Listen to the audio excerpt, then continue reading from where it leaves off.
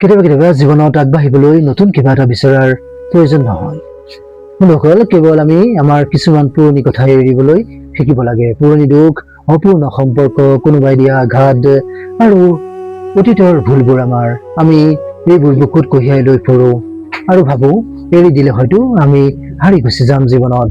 কিন্তু সঁচা কথাটো হ'ল, এৰি দিয়া মানে হাৰি যোৱা নহয়। বন্ধুসকল, এৰি দিয়া মানে নিজৰ শান্তিক বাছি লোৱা হয়।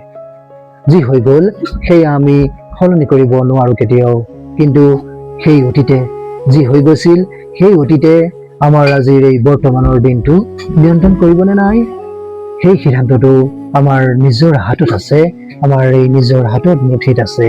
গতিকে আপুনি আপোনাৰ জীৱনৰ অতীতক সন্মান কৰক, তাৰ পৰা শিক্ষা লওক, কিন্তু তাৰ মাজতে বন্দী হৈ নাথাকিব কেতিয়াও। গভীৰভাৱে উশাহ লওক আৰু নিজকে কওক, যি বস্তুৱে যি মুহূৰ্তই মোৰ শান্তি কাঢ়ি লৈ যায় বা লৈ গৈছিল, সেইটো মই শান্তিৰে এৰি দিছো। কাৰণ কেতিয়াবা কেতিয়াবা আমাৰ জীৱনত এৰি দিয়াৰ পিছতেই জীৱনৰ আটাইতকৈ ধুনীয়া অধ্যায়টো আৰম্ভ হয়। আকৌ লগ পাম। ভিডিঅ'টো লাইক কৰিব, ছাবস্ক্ৰাইব কৰিব চেনেলটো। ধন্যবাদ।